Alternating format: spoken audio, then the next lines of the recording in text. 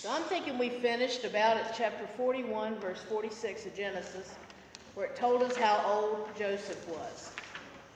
Do you remember how old he was? 30, yay. And at this time, he had just saved the Egyptian nation because of the dreams he interpreted for the Pharaoh. Remember that? 7 good years, 7 bad years. And he told the Pharaoh, and he gathered up all the food, and they were able to survive. Which takes us into Genesis chapter 42. We find out about his family. Remember those very kind-hearted, loving brothers that just took such good care of him? Look at chapter 42 of Genesis. And it's kind of interesting how, I was talking to somebody earlier this evening, it's kind of interesting what means we go to when we need something. When we need something. 42 tells us that when Jacob learned that there was grain in Egypt, he said to his sons, "Why do you keep looking at each other? I've heard there's grain in Egypt. Go down there and buy some for us so we may live and not die." That tells you something about Jacob. He had money, even in the midst of this famine time, and he knew that he could get grain somewhere, and he went to do it. So then 10 of Joseph's brothers went down to buy grain from Egypt, but Jacob did not send Benjamin, Joseph's brothers, with the others, because he was afraid that harm might come to him. Remember that the only children of Rachel were Joseph and Benjamin. And something had mysteriously happened to Joseph, so he wasn't about to let the baby boy go. This is just such a great story. Verse 6, Joseph was the governor of the land, the one who sold grain to all its people. So when Joseph's brothers arrived, they bowed down to him with their faces to the ground. As soon as Joseph saw his brothers, he recognized them, but he pretended to be a stranger and spoke harshly to them. "Where do you come from?" "From the land of Canaan," they replied, "to buy food." Now, you don't always get the time frame. Joseph was 30 when Pharaoh put him in charge of the country, right? They had 7 good years and 7 bad years. That's 14 more years, which in my math takes him up to being about 44. Do you remember how old he was when they sold him down the river? 17. So it's been, my math is right, 27 years. But these 10 brothers show up, and Joseph instantly recognizes them. Why do you think that was? Why do you think he recognized them? Why do you think how might they have looked different than he?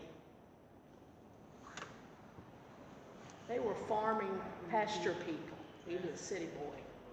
He was not only a city boy, but he was now an Egyptian city boy. If you've seen any of the movies, you know how the upper class of people in Egypt, you probably had that, hair pulled back or shaved head and very nice clothes. But even if it's been 27 years, do you know what it is that changes least about somebody's appearance? Their face. Their eyes. Their eyes. I can run into people that I taught school 100 years ago, it seems. And if I can really hone in on their eyes, that will often tell me I know them now, whether the name comes or not. So they said, "We came from the land of Canaan to buy food." "No, my Lord," said, he remembered, "you are spies. You've come to see where our land is unprotected." "No, my Lord," they answered, "your servant came to buy food. We're all the sons of one man. Your servants are honest men, not spies." "No, you've come to see where our land is unprotected." Isn't it interesting how borders and border protection was an issue even all these years ago? Verse 13, they replied, "Your servant were 12 brothers, the sons of one man who lives in the land of Canaan. The youngest is now with our father, and one is no more." He continues to call them spies, and he says, "Send one of you back to get that other brother." I would imagine that even though Benjamin was younger than he, how those 2 younger boys probably had bonded together, and he was his baby brother. Moving on down through the story, verse 22, Reuben replied, "Did I not tell you not to sin against the boy, but you wouldn't listen? Now we must give an accounting for his blood." Those things always come back to haunt us. Joseph turned away from them and began to weep. But when he turned back and spoke to them again, he had Simon taken from them and bound before their eyes. He sent them back to get Benjamin, but he wasn't stupid. He kept one of the brothers. It's interesting to me, he kept one of the brothers that tried to stand up for him. So there must have been some little connection there. What do you think the brothers were feeling in verses 21 to 23? Someone like to read that?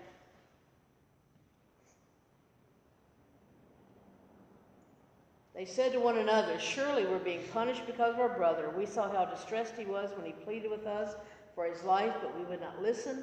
That's why this distress has come upon us. Didn't I tell you not to sin against the boy?" What I just read, it's like, isn't it interesting how, can you hear the dissension among the brothers? I told you not to do that. I'm sure you've never done that with any of your siblings. I told you we shouldn't do it. I used to always get my baby sister, to go ask anything we wanted to do, because Mama would not say no to her. And I still remember her walking through the house going, "Mama, can Kathy not da-da-da-da-da?" She'd practice it as she went. You know, then if it got in trouble, she'd fuss at me. I said, "I told you not to do that." So the brothers go back. The brothers go back. Joseph tells them to fill their bags with grain and to put each man's silver in his sack and to give them provisions for their journeys. He's being extremely kind to them, but they don't quite know what that's all about. Then they stop for the night. This is another cool part of the story. One of them opened his sack to get feed for his donkey, and he saw his silver, the money he was supposed to pay for the food, in the mouth of his sack. "My silver's been returned. Here it is in my sack." What do you think their reactions were going to be to that? What's the next word say? Did they think, wow, we got a bargain? Their hearts sank. And they turned to each other. What is this that God's done to us?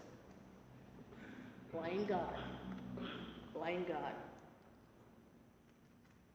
So they go back and they tell Jacob what's going on, and they tell him now what's happening. Verse 38, as they were emptying their sack, there in each man's sack was his pouch of silver. When they and their father saw the money pouches, they were frightened. The father said to them, "You've deprived me of my children. Joseph is no more, and Simeon is no more. And now you want to take Benjamin? Everything is against you." Reuben said, "You may put both of my sons to death if I do not bring him back to you, and trust him to my care, and I'll bring him back." Jacob stomps his foot in my mind. "My son will not go down there with you. His brother is dead, and he's the only one left." I wonder how they felt about that. His brother is dead, and Benjamin's the only one left. You got 10 other boys right here. Jacob just could not get over his favoritism stuff. Just like my mother and my sister.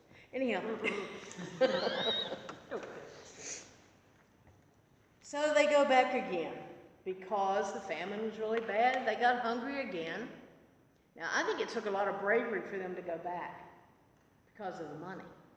Because of the money stuff. Jacob again is questioning it.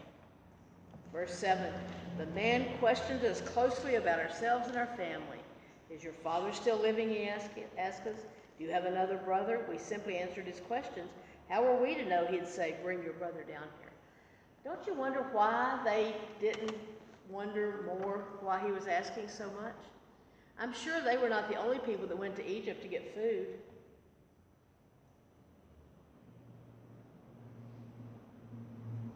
"Send the boy along with me, and we'll go at once so that we and you and your children may live and not die. I myself will guarantee his safety. You can hold me personally responsible." So they go back.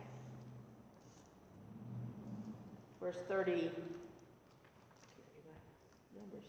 Verse 15.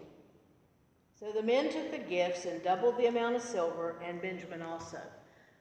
Why do you guess they took the double silver? In case he remembered or he knew that they hadn't paid for the first bunch. You know, they weren't stupid, well, in some ways, but they were really trying to take the best care of themselves they could. They hurried down to Egypt and presented themselves to Joseph. When Joseph saw Benjamin with them, he said to the steward of his house, "Take these men into my house, Slaughter an animal, prepare dinner. They are to eat with me at noon. You have an idea how strange that was? Here these people are coming, and again, I would imagine they were maybe dressed in their finest, but it wasn't as fine as what Joseph had. And he just turns to his chief servant and says, make a feast. Kind of reminds me with the angels that showed up, and anyhow, a meal would be prepared. Or the prodigal son. Kill that, that poor animal. Poor animal's just there to go, oh no, here comes another party.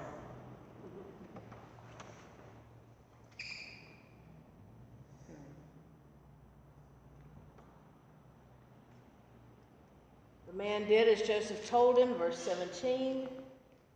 He took them in their house. The men were frightened when they were taken into his house. They thought, we were brought back here because of the silver that was put back in our sacks. He wants to attack us, overpower us, and seize us as slaves and take our donkeys. Isn't it funny how these little phrases pop up? And take our donkeys. Yeah, we're going to be slaves, but he's also going to take our donkeys. We can't go back. So they went up and spoke to the servant and said, please, sir, we came down here first time to buy food. He goes on and explains what's happened. We've brought it back. It's all right, he said. Don't be afraid. Your God, the God of your father, has given you treasure in your sacks. I received your silver, then brought Simeon out to them. So they go in, and they even have to have their water for their feet to be washed. Again, you have to understand, he was not just handing them out hamburgers at the White House. He wasn't just giving them a box lunch. He was making a feast and treating them like royalty. I wonder if we could do that. I wonder if we could treat somebody that had sold us off like that.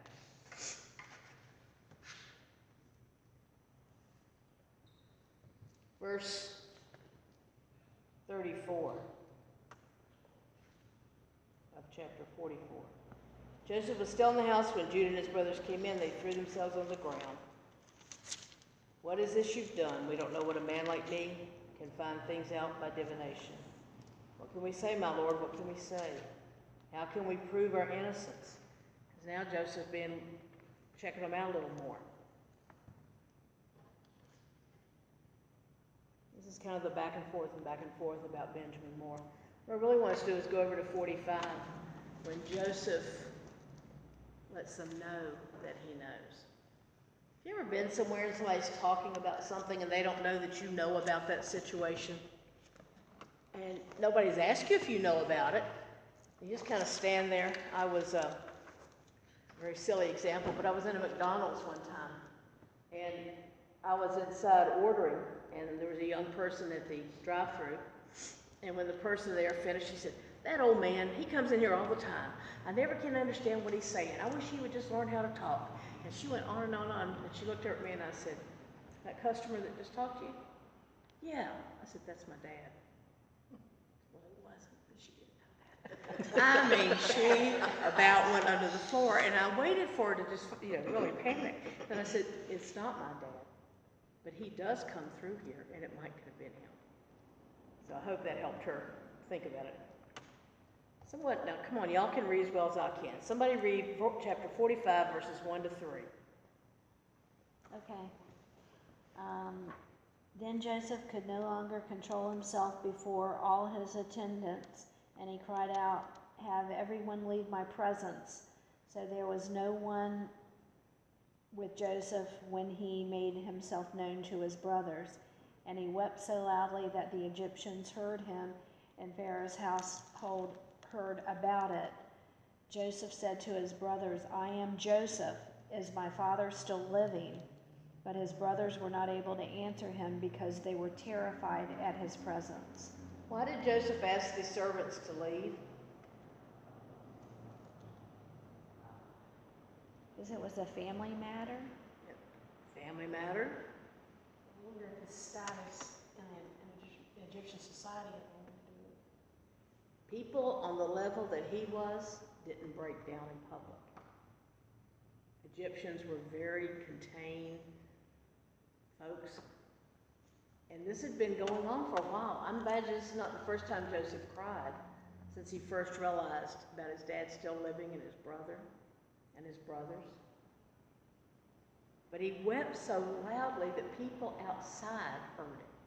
And of course the Egyptians were very understanding and concerned about him because the news was soon all over the territory. Verse 4, Joseph said to his brothers, "Come close to me." When they had done so, he said, "I'm your brother Joseph, the one you sold to Egypt. And now do not distress yourself, do not be angry with yourselves for selling me here, because it was to save the lives that God sent me ahead of you." Think about this in perspective of what we've learned. Joseph hadn't been sold into Egypt, and if he had not interpreted the dreams, whether people paid him back or not, if Pharaoh had not heard that he could interpret dreams, a lot of history would have changed, because no country could go 7 years just on what they normally would have. Think about if you got a bonus today, let's just pick a number of $10,000, and your boss said, "But now I'm not going to be able to pay you for the next 3 years." Take some real stretching, wouldn't it? But apply that to a whole country and to the very food they needed to live. For 2 years now, there's been famine in the land, and for the next 5, there will not be plowing and reaping. But God sent me ahead of you to preserve for you a remnant on earth and to save your lives by great deliverance. Now, some people could say Joseph was bragging there. Now you treated me and I'm going to pull you out of the fire. I think he was just telling them, showing them that God had a bigger picture. God had a bigger view involved. "So then it was not you who sent me here, but God. God made me father to Pharaoh, lord of his entire household, and ruler of all Egypt. Now hurry back to my father and say to him, 'This is what your son Joseph says. God has made me lord of all Egypt. Come down, don't delay. You shall live in the region of Goshen and be near me, you and your children and grandchildren, your flocks and herds and all you have. I will provide for you there because 5 years of famine are still to come. Otherwise, you and your household and all who belong to you will become destitute.'" He's not just saying, "Let me give you enough grain to get through the next 5 years. What's he saying to them? I'll take care of them. Come on down. I'm going to take care of all of you. Not just you and your children, your grandchildren, but even your flocks."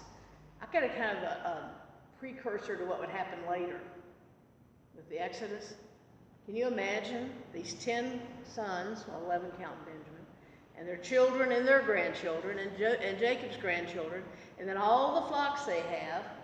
It was not just a few people dribbling in. Gosh, it could almost be a caravan coming to the border.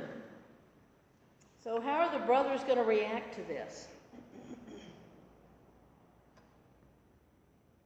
21, so the sons of Israel did this. Joseph gave them carts as Pharaoh had commanded, and he also gave them provisions for their journey. To each of them he gave new clothing, but to Benjamin he gave 300 shekels of silver and 5 sets of clothes. Don't turn that Benjamin into a clothes horse here. And this is what he sent to his father: 10 donkeys loaded with the best things of Egypt, 10 female donkeys loaded with grain and bread and other provisions for the journey. Then he sent his brothers away, and as they were leaving, he said to them, "Don't quarrel on the way." Why in the world would he say that to them? Don't quarrel on the way. When the message says, "Take it easy on the journey, try to get along with each other." Just in the little interaction that he had, not counting what was 27 years ago, he also saw some power plays there. That's an issue in any group you're involved in. Even if it's a group of friends, if you're not careful, there gets to be some power play. It happens in churches. It happens in jobs. You've been on a job before where somebody thinks they're the boss and they're not the boss. People are always surprised when there are power plays in church, but there are. There are. So kind of finishing up, Joseph realized what had been done to him. They go down, they get Jacob, they come back. Joseph's last days after his father Jacob died. Chapter 50, skipping over, you can read the rest of the story yourself. Chapter 50, verses 15 to 26. Start at 14. After burying his father, Joseph went back to Egypt. All his brothers who had come with him to bury their father returned with him. After the funeral, Joseph's brothers began talking among themselves. What if Joseph is carrying a grudge and decides to pay us back now for all the wrong we did to him? Somebody here needs to learn self-forgiveness. So they sent Joseph a message. Before his death, your father gave this command. Tell Joseph, forgive your brother's sin, all their wrongdoing. They did treat you very badly. Will you do it? Will you forgive the sins of the servants your father's God? Then Joseph received the message. He wept. Why did he weep? I think he wept sort of out of frustration. I think he wept for their unbelief. He wept because they hadn't evidently still seen his heart. You know, you get set on how somebody is, and it's hard to believe if they change or if they don't follow through with how you think they're going to be. I think about Peter with this, and Jesus' servant Peter, disciple Peter, because Peter, he just kept stepping into it and kept stepping into it. And yet every time Jesus always talked to him and brought him back into the fold. Then his brothers went in peace to him, threw themselves on the ground before him and said, we'll be your slaves. Again, prodigal son, I will go back and be my dad's servant because they eat better than I do. Joseph said, don't be afraid. Do I act for God? Don't you see? You planned evil against me, but God used the same plans for my good. As you see all around you right now, life for many people, easy now. You have nothing to fear. I'll take care of you and your children, he reassured them, speaking with them heart to heart. Joseph continued to live in Egypt with his father's family. He lived 110 years. 80 years after he got put in charge. He lived to see Ephraim's sons into the third generation. At the end, Joseph said to his brothers, I'm ready to die. God will most certainly pay you a visit and take you out of this land and back to the land he promised Abraham and Jacob. Joseph made the sons of Israel promise under oath, when God makes his visitation, make sure you take my bones with you as you leave here. He died at age 110. They embalmed him and placed him in a coffin in Egypt. What's he previewing? What's he saying is going to happen there at the end? The Exodus. Moses. Remember Moses?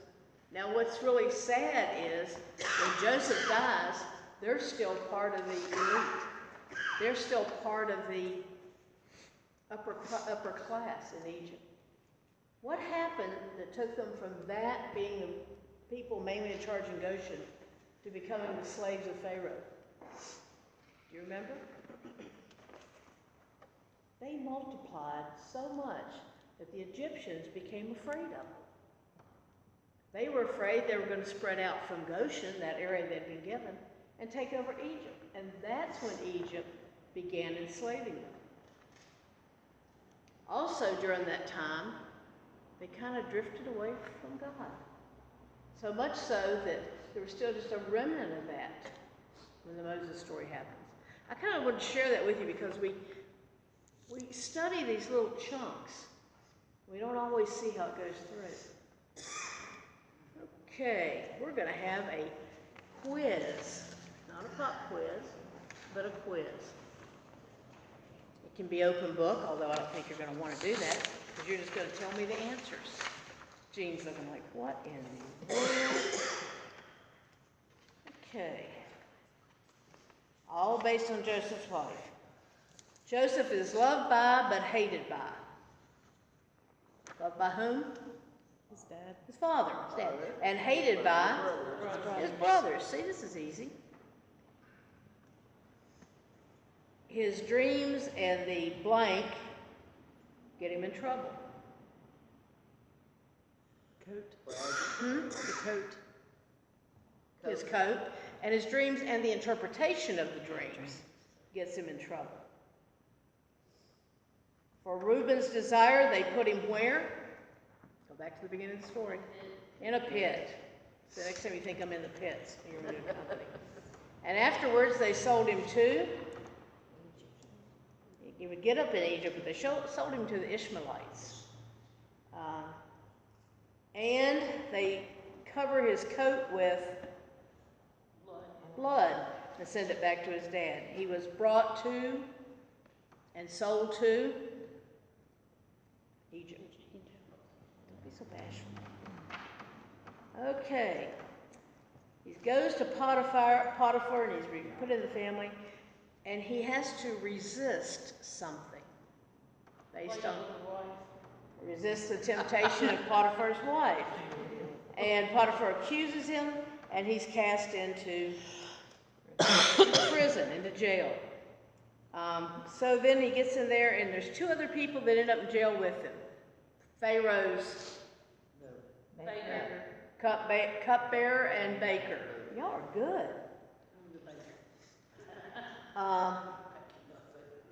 So again, Joseph interprets their dreams. Now, the ingratitude of the butler ended up in his what? When he got back into the house of Pharaoh. He forgot Joseph first, remember? He promised he would tell him he didn't. All right. So Joseph is there now, and Pharaoh has two dreams. Dreams is always a good answer. I had a woman in my Bible study in California, and whenever there was a blank, it was either Moses or Jesus. Didn't matter what the question was, her answer was either Moses or Jesus. And the dreams say there's going to be blank years of plenty, 7. and blank years of famine. 7. Yay. So then Jacob sends who to buy grain in Egypt? His other sons. And they are able to leave if they will bring somebody back. Benjamin.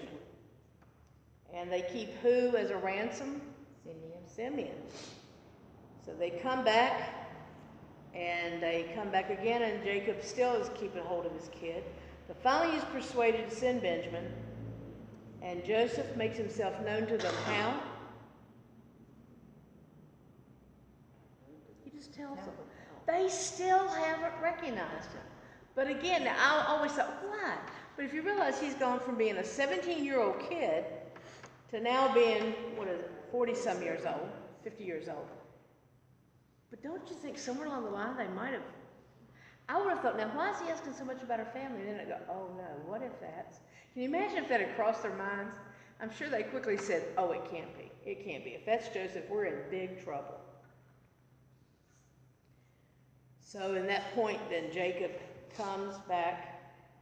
sends Benjamin back with him, and he sends Benjamin home with what? 5 things of clothes. 5 sets of clothes and a bunch of money. And he sends home all this food to help them get back. And Jacob has a request that Joseph take him back to the home to be buried. And when Joseph dies, he tells his family to do what with him when he dies? Take him back to the promised land. You know, there's a story I've been told, I don't know if it's true or not, that at one point, Virginia families were so intent on children, grandchildren being born in Virginia to keep the family line going, that if the person happened to be living out of state, the daughter getting ready to have a baby, they would take a box, like the flats that vegetables come in, of Virginia dirt, and put it under the bed, so the baby was born on Virginia land. That sounds like something stupid Virginia did. Anyhow, so in the story of Joseph, you know, we see all kinds of things. We see about how to deal with jealousy. We see about using our gifts. Sometimes they'll be appreciated, sometimes they won't. We see how we can be the better person, if you will, and step beyond when we've been mistreated. That's not easy to do. It's not easy to do. It says something about Jacob's character. I wonder what all Rachel had taught him in those first 17 years. or Jacob too. It also talks about how we can do things for people, whether or not they realize we're doing it. Like when Joseph sent the silver back. That way they had, when they had to come back and buy more, they had money to come back with. You never know when you help somebody how that's going to further their life and maybe even further your life. What was your favorite part of the Joseph story? Anybody have a favorite part? His forgiveness. Pardon me? His forgiveness. His forgiveness. I would have loved to have seen the scene when he revealed himself to his brothers. Yeah. But I'd want to see it with those little cartoon bubbles so you could see what they each were thinking. You know, I imagine they were thinking, oh, we're in trouble. And again, you see their jealousy never really ended. Because when Jacob died, they make up this story that Jacob didn't say that we know of. Now you have to be good to your brothers, because I'm sure there's a little bit of jealousy still in there, and fear of him.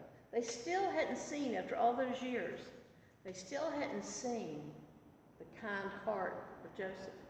And some people are never going to see your kind heart. They just are not disposed to seeing and understanding that. I looked at a couple of different things for us to study next.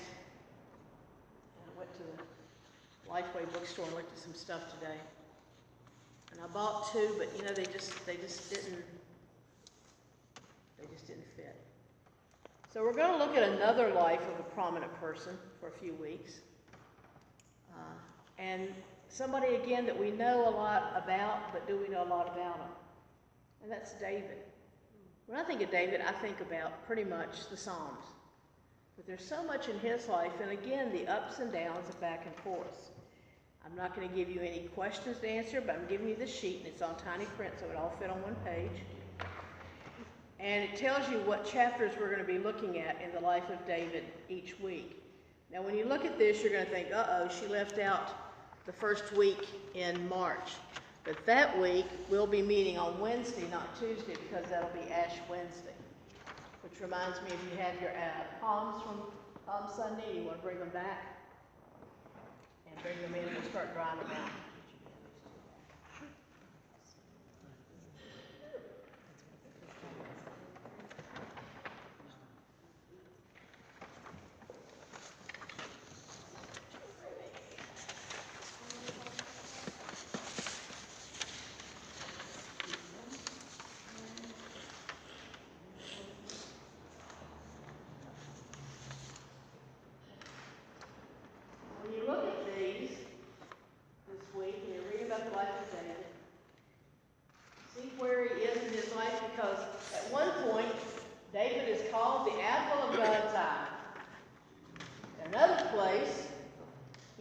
Girlfriend's husband killed.